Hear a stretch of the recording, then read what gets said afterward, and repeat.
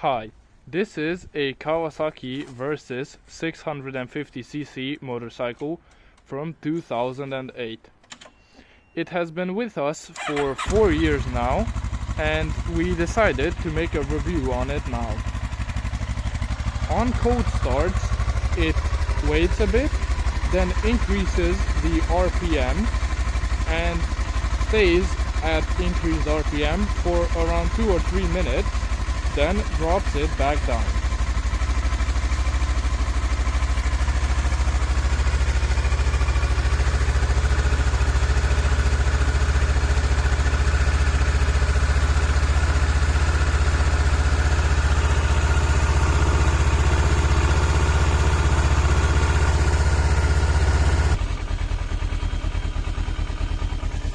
After it warms up, it drops the RPM to around 1000. So, both me and my dad are very tall people, 192 centimeters, which is 6'4", so it's very hard for us to find motorcycles that fit us properly. There's maybe 4 or 5, for example Kawasaki Versys, Triumph Tiger Sport, and the Yamaha Tracer, and these are basically the only bikes which are street bikes and have 17-inch wheels. And I have to emphasize that we're looking for street motorcycles and not enduro. Even though this is the cheapest motorcycle from the ones that we listed, it still has a flipped front fork, 15 centimeters of suspension travel both on the front and the back, and adjustable preload and dampening both on the front and the back, which is only present in the higher category motorcycles. The motorcycle has a ground clearance of 18 centimeters, so you can still manage on bad roads and even on these gravelly, dirty roads. It has an inline 2 engine producing 64 horsepower with a top speed of around 190 kilometers per hour. And in speeds 1, 2 and 3, it pulls pretty good from 2500 RPM, and in 4, 5 and 6 gear it pulls pretty good above 3000. If you go below 3000 in 4th gear or more, it will start to shake. It redlines at 10,500 RPM, but you don't need to pull it all the way through. You can upshift at 9 or 10,000 easily. At the really top, so really close to the red line, it sounds pretty bad and it's quite shaky. We had to raise the mirrors because we are tall and we could only see our shoulders in them. And we replaced the stock windshield, which is around this high, with this Giwi one, and it's adjustable in 3 places, and we have it at the very top. It's adjustable with screws, sadly, and sadly even at the top, if you're tall, if you're sitting upright, you still get quite a bit of wind on your helmet, but if you tuck in, then the wind protection is quite good. The wind protection on your feet is also very good, and on quite many motorcycles, in very hot summer days, it can burn your leg. We have never experienced that on this motorcycle. On most motorcycles, the exhaust is up here, so the side box holders have to be very far out. So if you put on the box, it's very hard to go between cars in traffic if you have to.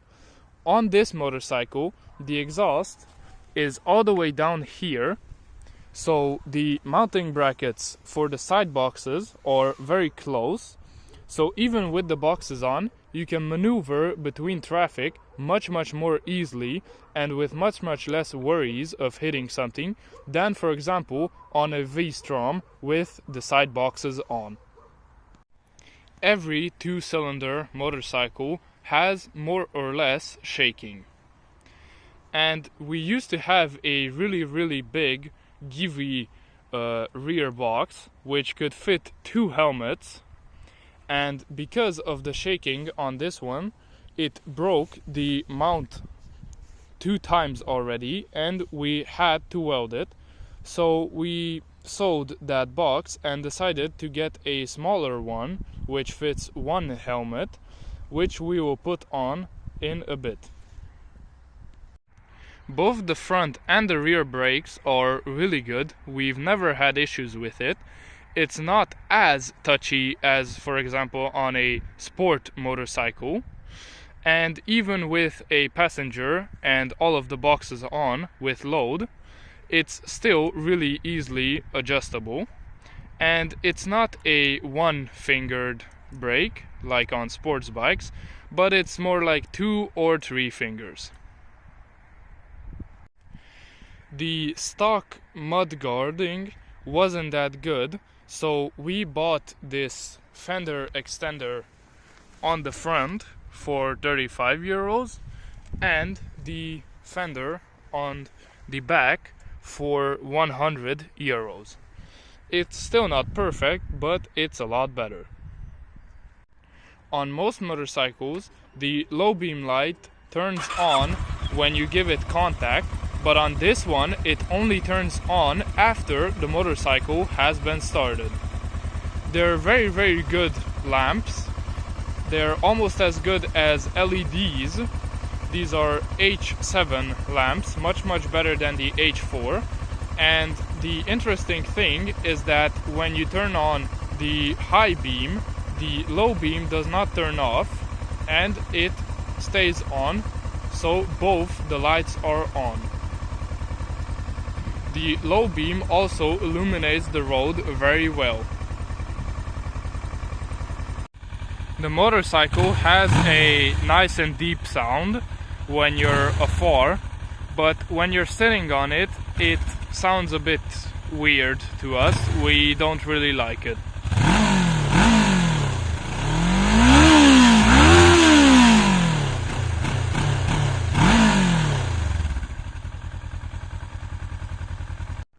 Right now the motorcycle has 65,000 kilometers in it, if the odometer is believable. When we bought it, it had 35,000 apparently. So we put in 30,000 kilometers while we had it. Sadly, while we had it, the clutch cable broke 2 times. We don't know if this is because of a bad aftermarket clutch cable or if it's a type issue. But both times we got home successfully without the clutch. It took gears pretty well, both up and down. But to do this you need quite a bit of motorcycle experience, quite a few years.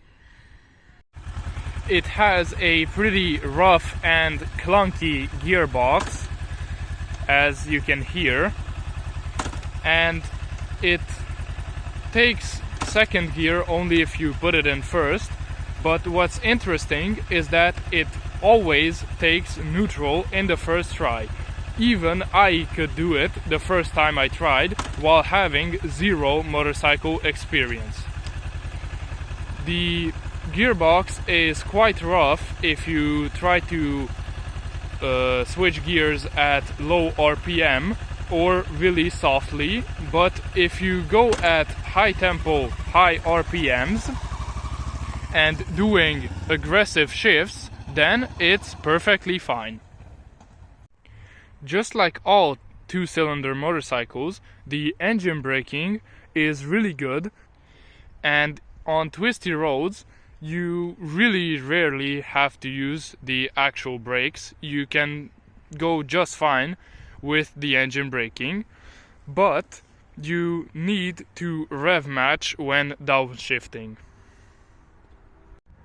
It has a 19-liter fuel tank, and for us it used about 5.5 liters of fuel every 100 kilometers, and this includes city riding, riding in long, and not very sporty riding.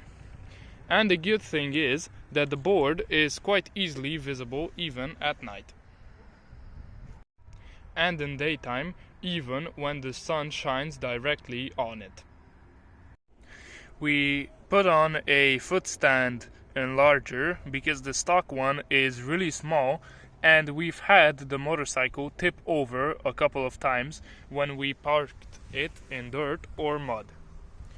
We don't like that the passenger foot pegs don't have any rubber on them like the main ones do. And something we did is we switched the yellow indicator lights cover for the transparent one from the 2009 Kawasaki Versys, because we think it's much more visible and better.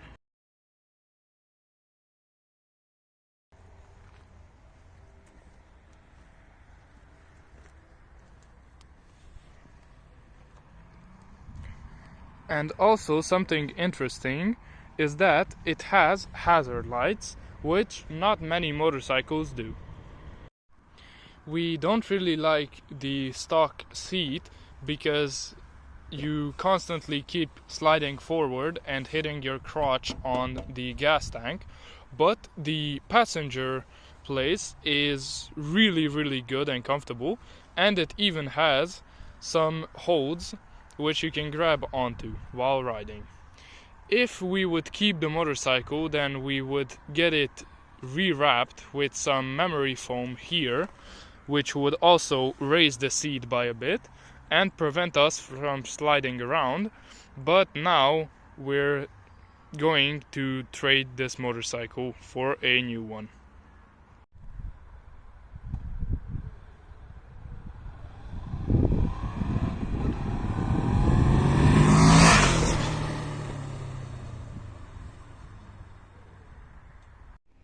Here are the side boxes. These are Giwi NT35 boxes, and they have the Kawasaki logo on them. Let's put them on. It's very easy to put on without the key or without any hassle, just like this. You just hook in the bottom and then press it to the motorcycle. And now the left one. You just hook it in and push it to the motorcycle. Here's how they look. It's not too wide. It's around 1 meter wide.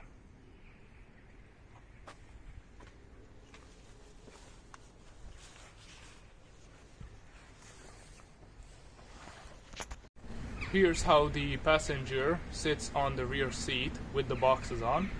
As you can see, it doesn't get in the way at all from my legs. All in all, I just have to stand with my heels on the foot pegs. The turning radius is very small, even with both of the boxes on. As you can see, we can easily turn around without putting our legs down in the parking lot. The brakes are also very good. It's quite easy to do stoppies with it. And even though it's only 64 horsepower, in gears 1 and 2, it can easily do wheelies without the clutch. It has very good acceleration, even here in the parking lot.